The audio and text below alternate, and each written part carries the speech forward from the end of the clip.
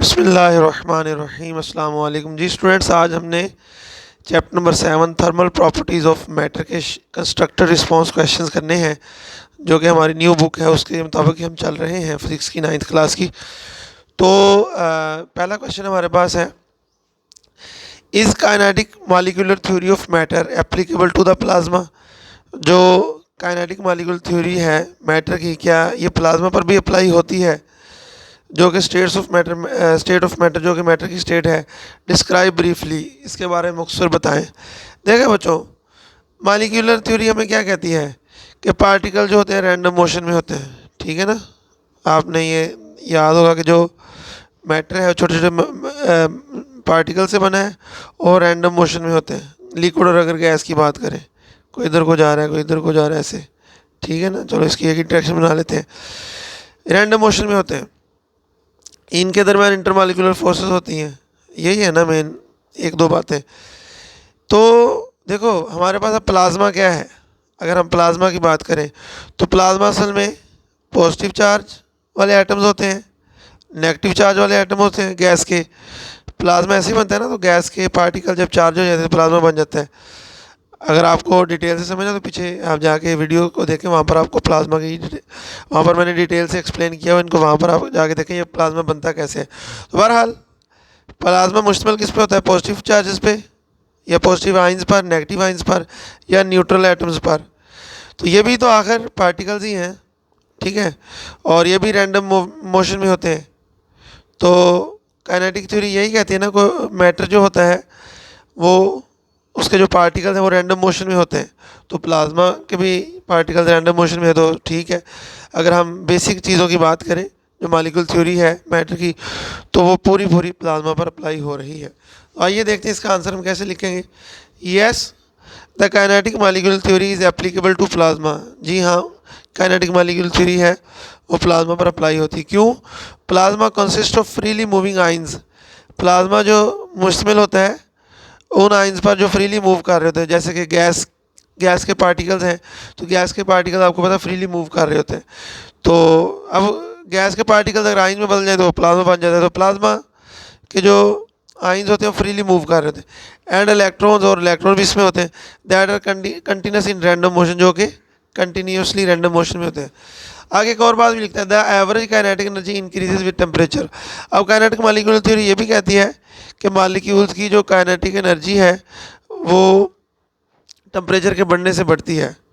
तो प्लाज्मा की भी ऐसे ही होती है। प्लाज्मा की काइनेटिक जो एनर्जी है पार्टिकल की वो बढ़े तो उसका टेम्परेचर बढ़ जाता है। प्लाज्मा में ये सीन होता है। So the basic ideas of kinetic molecular theory also apply to plasma. तो ये जो थ्योरी जो बेसिक आइडियाज़ हैं इसके प्लाज्मा के, तो वो अप्लाई हो रहे होते हैं किसके ऊपर? प्लाज्मा के ऊपर। नेक्स्ट है बच्चों हमारे पास, why is mercury usually prefer to alcohol as a thermometric liquid. Mercury को जब हम थर्मोमीटर बनाते हैं तो हमें पता है उस थर्मोमीटर के अंदर जब हम लिक्विड यूज़ कर रहे होते हैं, आपको याद होगा मरकरी हम यूज़ करते हैं। वो कहता है मरकरी क्यों प्रेफर करते हैं, अल्कोहल को क्यों नहीं यूज़ कर सकते। तो इसकी डिटेल तो हमने वहाँ पर देखी थी, लेकिन यहाँ पर हम पॉइंट्स लिखते हैं, आपने उन्हीं को याद कर लेना है कि क्यों ये प्रेफर किया जाता है। पहली बात, mercury is preferred because it expand uniformly with temperature. ये यूनिफॉर्मली एक जैसा ही हर दफ़ा टेम्परेचर के बढ़ने से एक्सपैंड होता है। देखें, फ़र्ज़ करो ये इसके हमारे पास ये थर्मोमीटर, उसके ऊपर ये रीडिंग की हुई है 4 सेंटीग्रेड, 5 सेंटीग्रेड, 6 सेंटीग्रेड, 7। अब टेम्परेचर में 1 सेंटीग्रेड का इजाफा हुआ है, तो इसमें जो इजाफा हुआ 4 से 5 तक चला गया, ठीक है। ये इसकी रीडिंग बिल्कुल 4 से 5 तक पहुंच गई। फिर 1 का इजाफा हुआ ये 5 से 6 तक। अब ये तो एक्सपेंड कर रहा है यूनिफॉर्मली। लेकिन अगर ऐसा सीन हो कि इस तरह का हमारे पास थर्मोमीटर है, उसके ऊपर ये रीडिंग की है फर्क 5, 6, 7, 8, अब इसकी 1 सेंटीग्रेड में इजाफा हुआ तो ये तो होगा 5 से 6 तक, चलो मान लिया। लेकिन जब फिर दोबारा 1 सेंटीग्रेड, तो ये यहाँ से यहाँ तक जंप करके चला गया। इसके अंदर कोई ऐसा लिक्विड था जो 1 सेंटीग्रेड बढ़ने से इतना इजाफा उसने कर दिया। फिर उससे पहले 1 सेंटीग्रेड में इजाफा हो तो इतना हुआ था। अब ये यूनिफॉर्मली एक्सपैंड नहीं हुआ, ठीक है। यूनिफॉर्मली एक्सपैंड होने से मुराद ये है कि हर दफ़ा उतनी ही एक्सपेंशन हो जितनी पहली दफ़ा होती है। तो मरकरी में ये खूबी पाई जाती है कि मरकरी यूनिफॉर्मली एक्सपैंड करता है, ठीक है। टेम्परेचर के बढ़ने से। It does not wet the glass, mercury जो है वो ग्लास को गीला भी नहीं करती क्योंकि इस तरह ये चिपकता नहीं ग्लास के साथ। इट इज़ क्लियरली विजिबल, ये चमकदार होता है, ये वाज़ह तौर पर नज़र आ जाता है, इस वजह से ये इसको हम यूज़ करते हैं। It has high boiling point so that it can measure high temperature, इसका जो बॉइलिंग पॉइंट होता है वो बहुत ज़्यादा होता है, इस वजह से ये बहुत बड़े टेम्परेचर को भी माप लेता है। It is good conductor of heat, ये हीट का कंडक्टर भी अच्छा है, यानी ये जल्दी जल्दी हीट को अपने अंदर जज़ब कर लेता है और अपने टेम्परेचर में तब्दीली लेके आ जाता है। नेक्स्ट क्वेश्चन की तरफ चलते हैं, इस वजह से इसको अल्कोहल पर प्रेफरेंस मिलती है। नेक्स्ट क्वेश्चन है बच्चों, why the water not suitable for use in thermometer, हम वाटर को थर्मोमीटर के अंदर क्यों नहीं यूज़ कर सकते। Without calculation gas the equivalent temperature of 373 kelvin on Celsius and Fahrenheit scale, कहता है गैस करें 373 केल्विन सेल्सियस में कितना होता है, फ़ारेनहाइट में कितना होता है। याद रखें बच्चों 373 केल्विन वो टेम्परेचर होता है जिस पर जो पानी है बॉयल होता है, ठीक है, ये आपने ध्यान में रखना है, फिर इसी की बुनियाद पर हम गैस करेंगे। बहरहाल पहले हम ये लिख देते हैं कि वाटर सूटेबल क्यों नहीं है। Water is not suitable because it does not expand uniformly, ये यूनिफॉर्मली एक्सपैंड नहीं करता, ठीक है, हर एक जैसे टेम्परेचर पर इसमें जो तब्दीली आती है इसकी एक्सपेंशन वो एक जैसी नहीं आती। इट डज नॉट, अच्छा, इट वेट्स द ग्लास, ये ग्लास को गीला कर देता है। It freezes at 0 centigrade and boils at 100 centigrade, so its range is limited, इसकी रेंज बहुत कम हो जाती है क्योंकि ये 0 सेंटीग्रेड पर सॉलिड में चला जाता है। अब जब 0 से नीचे वाला कोई टेम्परेचर मापना हो तो पानी तो हम इसमें नहीं इस्तेमाल कर सकते क्योंकि पानी ने फ्रीज़ हो जाना है। तो इसी तरह हमने 100 से ऊपर अगर हमने कोई टेम्परेचर मापना फिर भी पानी को यूज़ नहीं कर सकते क्योंकि पानी ने उबलना शुरू कर देना। तो इस वजह से पानी जो है वो हम इस्तेमाल नहीं कर सकते थर्मोमीटर में। और जो इक्वलेंट है 373 इज़ अप्रोक्सीमेटली किसके इक्वल होता है, देखो 373 ये वो टेम्परेचर जिस पर पानी उबलता है, तो हमें पता है पानी 100 सेंटीग्रेड पर उबलता, और सेंटीग्रेड के लिहाज तो 373 किसके बराबर होगा, सेल्सियस में 100 सेंटीग्रेड पर।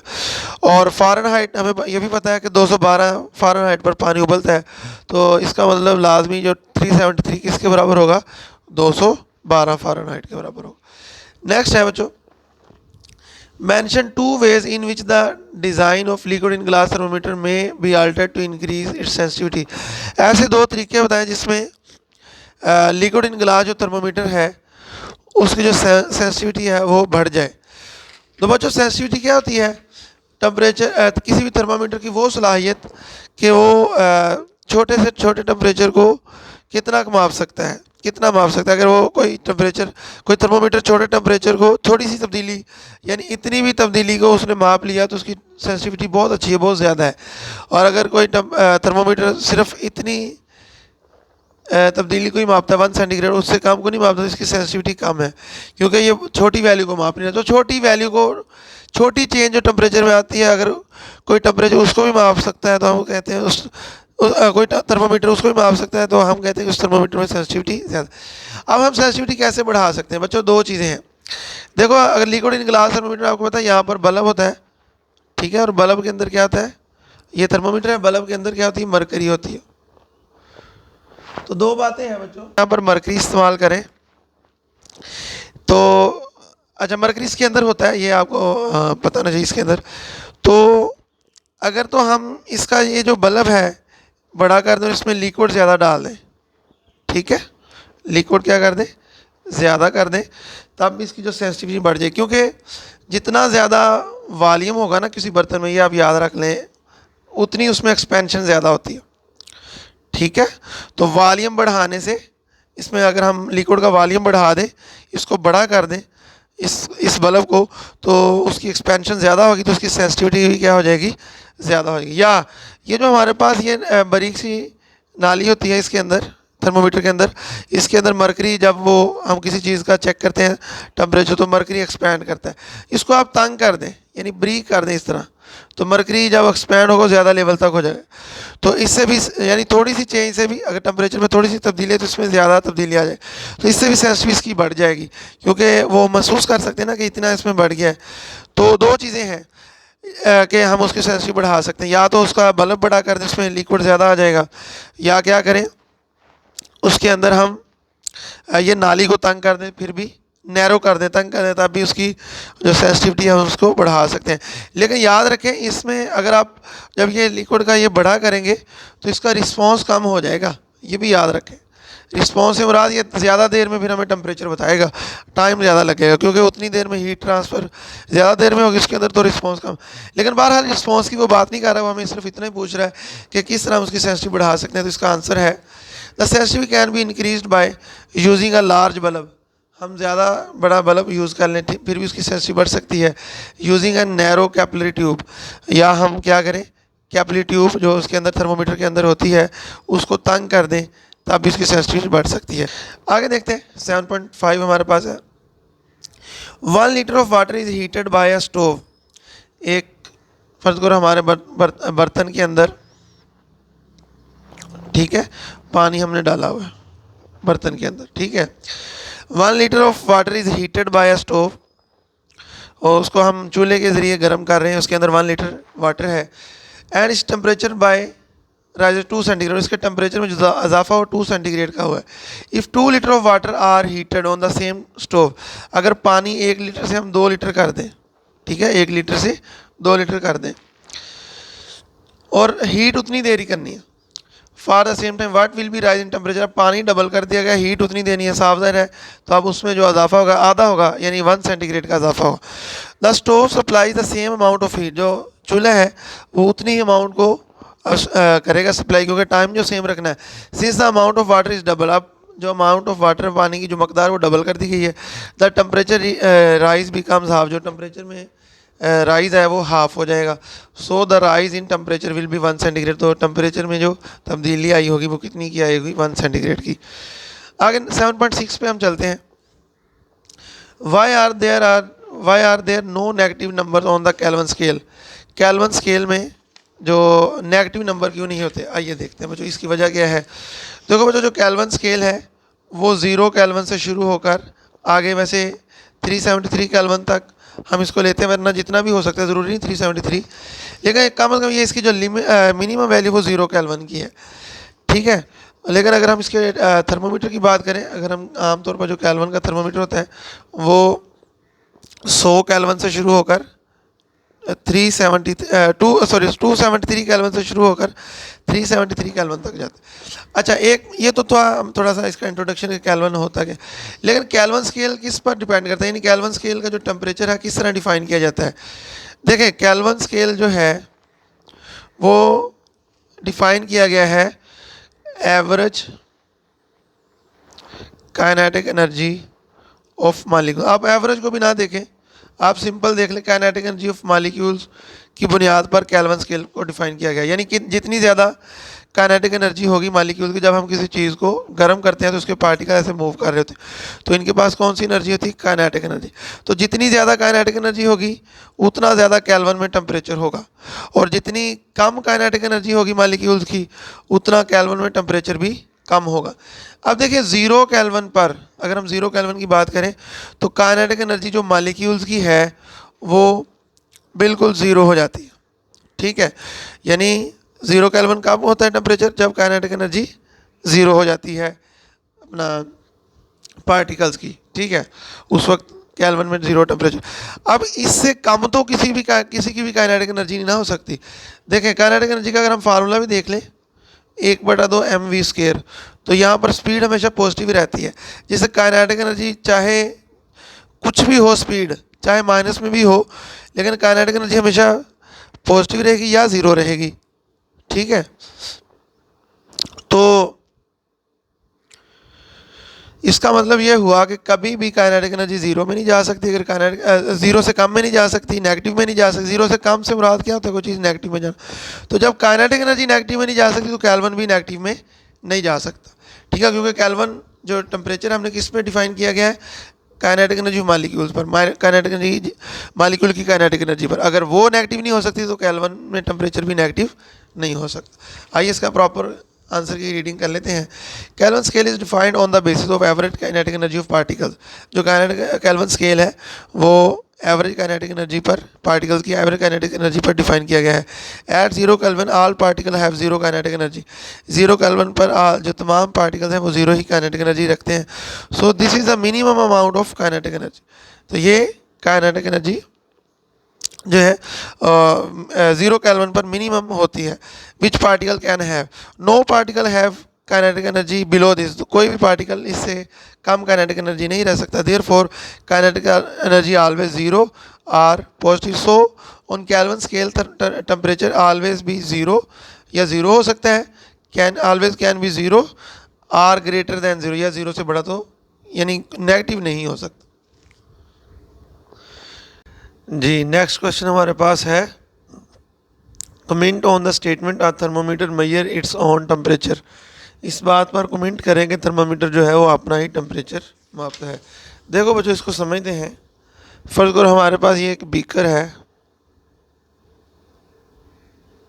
ठीक है, इसके अंदर हमने पानी है जिसका हमने टेम्परेचर मापना है और पानी को हमने गर्म किया फ़र्ज़ कर लें। अब इसके अंदर हम थर्मामीटर रखेंगे ऐसे, ठीक है, ये थर्मामीटर का आपको पता है, ये ऐसे थर्मामीटर को रखेंगे और ये आगे उसका जो बल्ब होता है जिसके अंदर वो मरकरी लिक्विड होता है इसके अंदर, इसने फैल के आगे को जाना होता है ना। अब होता ये है कि जो पानी की हीट है वो ट्रांसफ़र होना शुरू हो जाती है किसके अंदर, मरकरी के अंदर, यानी ये थर्मामीटर के अंदर जो लिक्विड है मरकरी जो है उसके अंदर शिफ्ट। तो कब तक ये हीट का ट्रांसफ़र होता है, जब तक इस पानी का और इस थर्मोमीटर का टेम्परेचर बराबर ना हो जाए। पहले इसका कम था, इसका ज़्यादा था, तो इधर से हीट इधर ट्रांसफ़र होना शुरू हो जाएगी। तो उस वक्त तक ट्रांसफ़र होगी जब तक इनका टेम्परेचर बराबर ना हो जाए। तो अब जब टेम्परेचर बराबर हो जाता है तो वो साफ ज़ाहिर लिक्विड राइज़ करता है। तो जहाँ तक लिक्विड राइज़ करता है हम कह देते हैं कि इतना टेम्परेचर हो गया, ठीक है। तो बच्चों देखें, यहाँ जब हमने लिक्विड राइज़ हो गया, हमने देख लिया कि इतना टेम्परेचर है, तो असल में हमने टेम्परेचर तो इसका ही देखा है ना जो थर्मामीटर के अंदर लिक्विड है, क्योंकि यही राइज़ किया ना, इसी पर ही हमने डिसाइड कर लेना कि इतना होगा टेम्परेचर। लेकिन देखो इसका टेम्परेचर बराबर किसके था, इसका बराबर था इस पानी के। तो जितना टेम्परेचर इसका था उतना इसका होगा। तो असल में थर्मामीटर ने पहले तो इसका अपना ही माप लिया है, लेकिन दूसरे लफ्ज़ों में उसने इनडायरेक्टली उसने इस पानी का माप लिया, क्योंकि ये दोनों का सेम। तो इस वजह से जब भी हम कोई टेम्परेचर मापते हैं ना थर्मामीटर से, तो एक तरह का वो अपना ही टेम्परेचर माप रहा होता है, लेकिन जिसके साथ वो जिस बॉडी का माप रहा था उसका थर्मोमीटर का अपना टेम्परेचर, और जिस बॉडी का वो माप रहा होता है उसका टेम्परेचर सेम होता है, ठीक है। तो अब इसको हम स्टेटमेंट पढ़ते हैं, क्या कहते हैं। द स्टेटमेंट इज़ करेक्ट, कहता है ये स्टेटमेंट ठीक है। A thermometer always major its own temperature, एक जो थर्मोमीटर हमेशा वो अपना ही टेम्परेचर मापता है। When place in contact with an object heat flows until both reach the same temperature, जब वो कहता है कि इसको कॉन्टैक्ट में रखा जाता है किसी ऑब्जेक्ट के साथ, तो जो हीट है वो फ्लो होती है, ठीक है। कब तक फ्लो होती है, जब तक बोथ थर्मोमीटर और जिसका हमने टेम्परेचर मापना है उसका टेम्परेचर बराबर ना हो जाए। Than the thermometer shows that temperature, वो जब उनकी जो टेम्परेचर है दोनों के, थर्मोमीटर के और जिस बॉडी का माप रहे हैं उसके बराबर हो जाए, तो वो थर्मोमीटर उस वक्त टेम्परेचर शो करता है। This means that a thermometer does not directly measure the object temperature. इसका मतलब ये है कि जो थर्मोमीटर वो डायरेक्टली अपना उस ऑब्जेक्ट का टेम्परेचर नहीं मापता। It first becomes equal in temperature to the object, पहले ये क्या होता है, ये इसका जो टेम्परेचर है इक्वल होता है ऑब्जेक्ट के इक्वल, ठीक है। जिस ऑब्जेक्ट को हम माप रहे हैं उसके इक्वल पहले बराबर होता है, तो फिर उसको जो ऑब्जेक्ट का टेम्परेचर होता है उसको फिर हम इस बुनियाद पर देखते हैं कि वो थर्मोमीटर के टेम्परेचर के बराबर होता है। अब जो थर्मोमीटर का टेम्परेचर होगा वही ऑब्जेक्ट का होगा। नेक्स्ट क्वेश्चन है बच्चों हमारे पास, there are various objects made of cotton wood plastic and metals on a winter night. कहता है बहुत सारे ऑब्जेक्ट्स हैं, कॉटन है, वुड है, प्लास्टिक है, मेटल है, ऑन ए विंटर नाइट, ठीक है। ये सर्दियों की रात में ये बाहर पड़े हुए हैं। कंपेयर द टेम्परेचर, इनके टेम्परेचर कंपेयर करें with the air temperature, air के टेम्परेचर के साथ, bye touching them with your hand, और अपना हाथ टच करके एयर के टेम्परेचर के साथ इनको कंपेयर करें। देखो बच्चों, चाहे वुड की बात करें, चाहे कॉटन की बात करें, चाहे और इसके अलावा प्लास्टिक है, और प्लास्टिक के अलावा हाँ बस प्लास्टिक और मेटल, प्लास्टिक है और मेटल है। अगर तो ये सर्दियों की रात में काफ़ी देर तक फार लॉन्ग पीरियड ये बाहर पड़े हैं तो इनका जो टेम्परेचर है वो एयर के टेम्परेचर के बराबर होगा तकरीबन। ठीक है, जो इनका टेम्परेचर है वो बराबर होगा किसके, तकरीबन एयर के टेम्परेचर के बराबर ही होगा अगर ये काफ़ी देर पड़े हुए। लेकिन जब हम इसको अपना हाथ टच करेंगे, फ़र्ज़ करो मेटल के साथ हाथ टच करेंगे, तो हमें ये ठंडा ज़्यादा महसूस होगा, क्योंकि हमारे ही हाथ से हमारा हाथ गर्म था, तो हमारे हाथ से जो हीट का ट्रांसफ़र हुआ है मेटल में बड़ी स्पीड से होता है, बड़ी तेज़ी से होता है, तो इस वजह से हमें मेटल ज़्यादा ठंडा लगेगा। लेकिन अगर हम बात करें वुड की, तो वुड में जो हीट का ट्रांसफ़र इतना ज़्यादा नहीं होता, तो इस वजह से ये हमें थोड़ा सा वार्मर नज़र आएगा। ठीक है, गर्म नज़र आएगा। इस तरह कॉटन और प्लास्टिक भी कम ठंडे नज़र आएंगे बनिस्बत मेटल के, और वुड हमें थोड़ी सी बहुत कम गर्म नज़र आएगी, क्योंकि ये हीट को उतना ट्रांसफ़र नहीं, कॉटन भी इतना ट्रांसफ़र नहीं करती और प्लास्टिक भी इतना ट्रांसफ़र नहीं करती। लेकिन इनका टेम्परेचर सेम रहेगा, लेकिन जब हम हाथ से टच करेंगे तो ये ठंडा हमें ये ज़्यादा महसूस होगा। ठीक है, all the objects are approximately at the तकरीबन approximately मतलब तकरीबन at the same temperature as the surrounding air। कहता तकरीबन सारे ऑब्जेक्ट्स का जो टेम्परेचर है सराउंडिंग एयर के मुकाबले ही होगा, ये बराबर ही होगा। If they have been left outside for a long time, अगर उनको बाहर छोड़ा जाए काफ़ी देर के लिए। However metal feel colder, metal जो है हमें ज़्यादा ठंडा महसूस होगा, because they conduct heat away from your hand much faster, क्योंकि जो मेटल है वो हमारे हाथ से हीट को बहुत तेज़ी से ट्रांसफ़र करता है दैन कॉटन वुड और प्लास्टिक, इन तीनों के मुकाबले में। Cotton and wood feel warmer, जो कॉटन वुड है वो हमें थोड़ा सा गर्म महसूस होंगे, because they are poor conductor of heat, क्योंकि ये कंडक्टर के हीट के पोर कंडक्टर हीट को इतना अच्छा ट्रांसफ़र नहीं करते। हमारे पास नेक्स्ट क्वेश्चन है, which is greater an increase in temperature of 1 centigrade और 1 फ़ारेनहाइट, यानी इनमें से कौन सा टेम्परेचर की जो चेंज है वो बड़ी है, 1 सेंटीग्रेड की चेंज है वो बड़ी होती है या 1 फ़ारेनहाइट की चेंज बड़ी होती है। आइए इसको हम डायग्राम से समझते हैं, हम थर्मोमीटर की डायग्राम में आते हैं, वहाँ से कुछ समझते हैं। देखो जो सेल्सियस में आपको पता है पानी 0 सेंटीग्रेड पर फ्रीज़ होता है और 100 सेंटीग्रेड पर बॉयल होता है। ठीक है, ये हमें पहले से पता है। और फ़ारेनहाइट में पानी 32 पर क्या होता है, फ्रीज़ होता है, और 212 पर हमारे पास क्या होता है, बॉयल होता है 212 पर। ठीक है ना, तो वैसे तो 32 से लेकर 212 तक 180 इसके बनेंगे दर्जे, लेकिन हम ये 100 पार्ट्स हैं, 100 पार्ट्स में हम इसको भी 100 पार्ट्स में डिवाइड कर लेते हैं।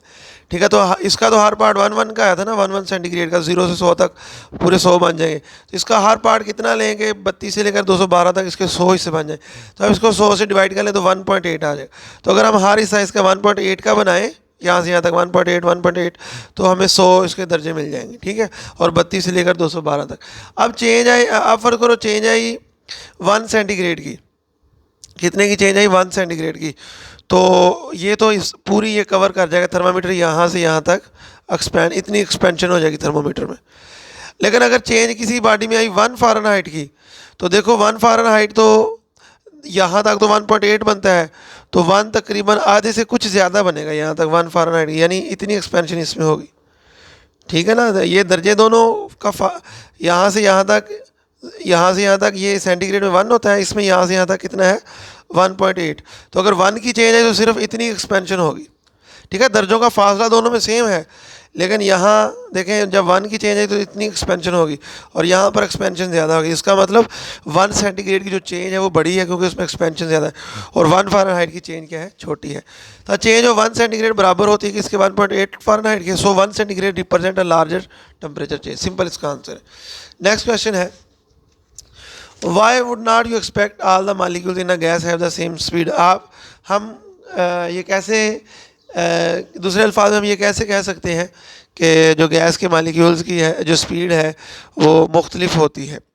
देखिए हमें पता है kinetic molecule theory of matter में कि जो गैस के मालिक्यूल्स होते हैं वो रैंडमली मूव कर रहे होते हैं, ऐसे जा रहा है, कोई ऐसे जा रहा है, कोई ऐसे जा रहा है, कोई ऐसे जा रहा है, तो ये एक दूसरे से टकरा भी रहे होते हैं। जब ये एक दूसरे के साथ टकरा रहे होते हैं तो इनकी स्पीड क्या हो जाती है, स्लो हो जाती है। ठीक है, जब ये एक दूसरे के साथ टकरा रहे होते हैं, टकराने के बाद इनकी स्पीड, अब हो सकता है किसी की स्पीड तेज़ भी हो जाए टकराने के बाद, ये भी मुमकिन है। तो इस वजह से क्या होते हैं, गैस के मालिक्यूल बार बार कोलाइड कर रहे होते हैं, जिससे इनकी कभी स्पीड स्लो हो जाती, कभी किसी मालिक्यूल की तेज़, किसी की स्लो, इस तरह ये चलता ही रहता है सीन।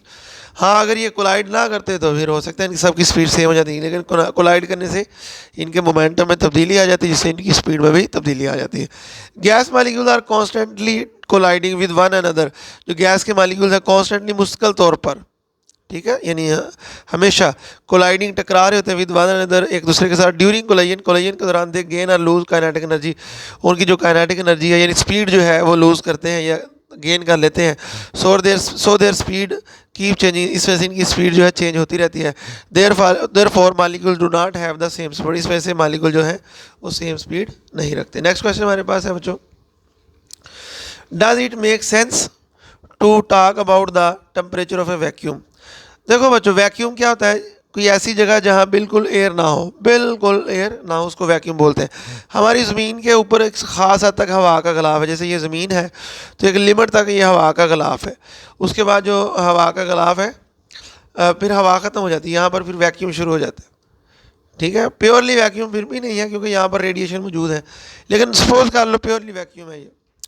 तो देखो जो टेम्परेचर होता है ना बच्चों, जो टेम्परेचर क्या होता है, किसी भी मैटर की जो मालिक्यूल्स की काइनेटिक एनर्जी होती है ना उस पर डिपेंड करता है।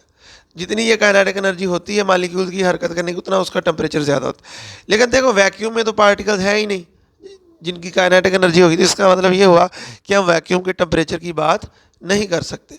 तो हम क्या लिखेंगे, temperature is defined by the average kinetic energy of particle. जो टेम्परेचर है वो काइनेटिक एनर्जी पार्टिकल की काइनेटिक एनर्जी पर डिपेंड करता है। विदाउट पार्टिकल्स के बगैर टेम्परेचर इज़ नॉट डिफाइंड, हम टेम्परेचर को डिफाइन नहीं कर सकते। Now a perfect vacuum contain no particle, अगर हम बात करें वैक्यूम की, परफेक्ट वैक्यूम की, तो परफेक्ट वैक्यूम कोई पार्टिकल नहीं रखता। So it has no kinetic energy, तो इस वजह से उसकी कोई एवरेज काइनेटिक एनर्जी भी नहीं होगी। Therefore it has no temperature, इस वजह से इनका टेम्परेचर भी नहीं होगा। नेक्स्ट क्वेश्चन की तरफ चलते हैं। Comment on the statement a hot body does not contain heat, इस बात पर कमेंट करें कि हॉट बॉडी जो है वो हीट नहीं रखती। देखो बच्चों, जब किसी बॉडी को हम गर्म करते हैं ना, जैसे किसी, तो उसकी इंटरनल एनर्जी बढ़ती है, ठीक है। हमने ये पढ़ा था इंटरनल एनर्जी क्या होती है, sum of kinetic energy of molecules और प्लस पोटेंशियल एनर्जी। तो हम जब किसी चीज़ को हीट करते हैं तो उसकी काइनेटिक एनर्जी और उसके मालिक्यूल्स की काइनेटिक और पोटेंशियल एनर्जी बढ़ती है। हम ये नहीं कहते उसकी हीट बढ़ती है, हम क्या बोलते हैं, इंटरनल एनर्जी उसकी बढ़ती है। अब देखिए हीट क्या होती है, हीट वो एनर्जी होती है जो ट्रैवल में होती है। कब ट्रैवल में होती है, जब कोई हॉट बॉडी कोल्ड बॉडी के साथ अटैच होती है, तो उस वक्त एनर्जी जो ट्रांसफ़र हो रही होती है उसको बोलते हैं कि हीट, उसको हीट बोलते हैं कि एनर्जी की वो मकदार जो हॉट बॉडी से कोल्ड बॉडी की तरफ मुंतकिल हो रही होती।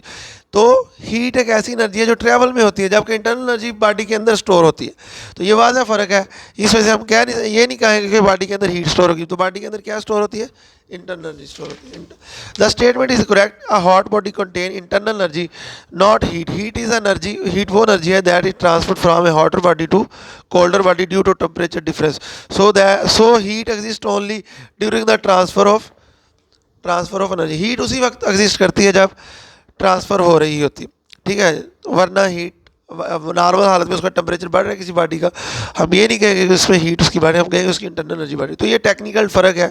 आम अल्फाज में तो हम कह देते हैं कि हीट उसकी बढ़ रही है, लेकिन हीट उसको कहेंगे जब कोई एनर्जी का ट्रांसफ़र हो रहा होता है। आगे था discuss whether the sun is matter, ये बताएं क्या सन जो है वो मैटर है, मादा है, हमने ये बताना है, ठीक है।